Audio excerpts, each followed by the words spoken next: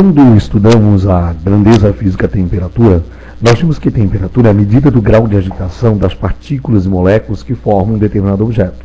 E a gente falou também que quando dois corpos com temperatura diferente são colocados próximos ou em contato, há uma passagem de energia térmica de um corpo para o outro, indo sendo de maior para o de menor temperatura, ao qual a gente classificou então como sendo calor. Na verdade, a gente definiu o calor como sendo o fluxo de energia térmica de um corpo para outro, do de maior para o de menor temperatura, devido à diferença de temperatura.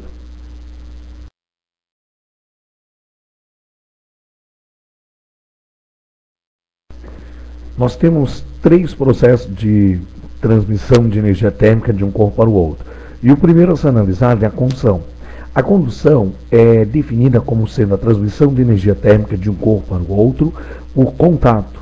Na verdade, uma partícula vai passando vibração para outra e aí a energia térmica ela vai fluindo através daquele objeto. Podemos citar como exemplo, por exemplo, condução, ao colocar, ver a figura, uma colher de metal dentro de uma xícara com chá, com café quente.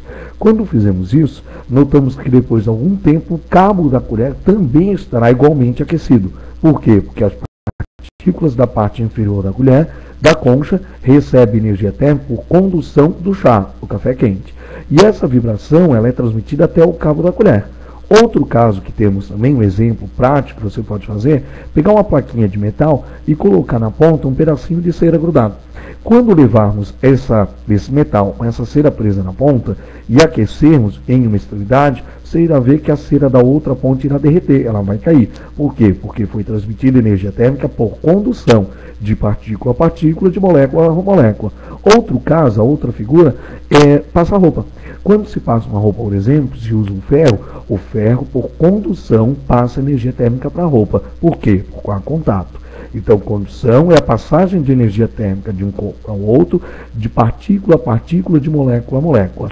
Um corpo passa energia térmica por contato. Essa é a condução.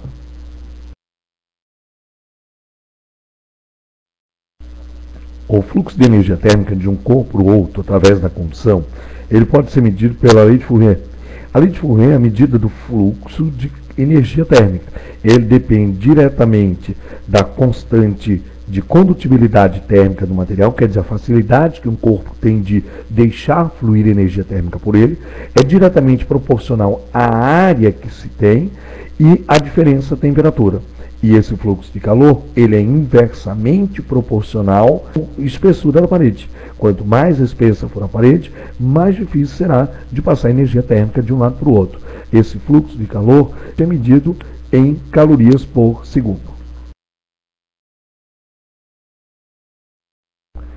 O segundo processo que se tem de transmissão de calor, que também se utiliza de partículas para tentar igualar a temperatura de ambiente em todos os pontos, quer dizer, tentar equilibrar, haver o equilíbrio térmico, é a convecção.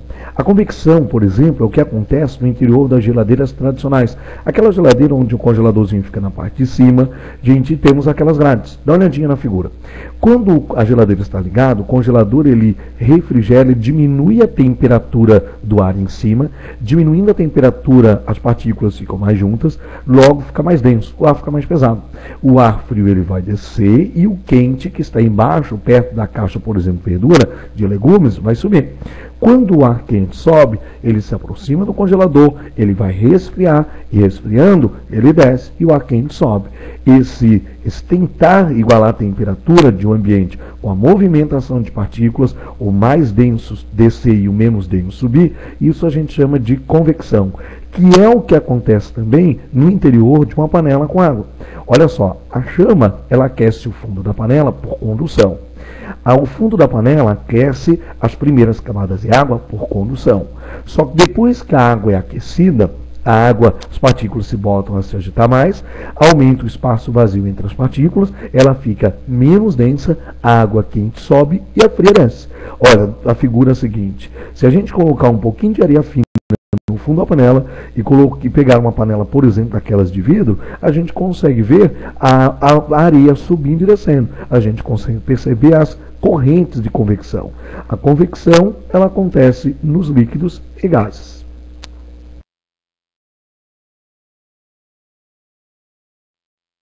Lembre-se que a condução é a passagem de energia térmica de partícula a partícula, de molécula a molécula, a passagem de vibração. A convecção é o mais denso descer e o menos denso subir. Na verdade, nós temos movimentação de partículas. Só que a nossa maior fonte de energia térmica é o Sol. E lembra que do Sol até a Terra temos vácuo aí no meio. E se temos vácuo, nós não temos, por exemplo, partículas ou moléculas para se ter a condução ou mesmo a convecção. A irradiação é o único processo de transmissão de calor que é possível também no vácuo. Isso quer dizer que temos no nosso meio, mas também aparece no local onde não tem partículas.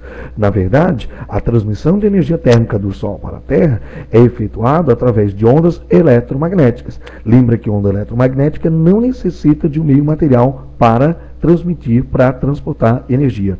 A transmissão de calor, de energia do Sol até a Terra é através de ondas eletromagnéticas e esse processo é chamado de radiação. Veja a figura.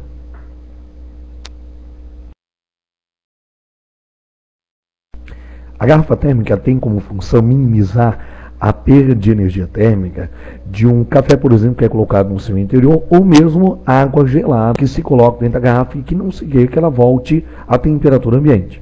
A garrafa térmica, por exemplo, para conservar o café aquecido, ela tenta minimizar os 3 processos de transmissão de calor, que é a condução, a convecção e a radiação.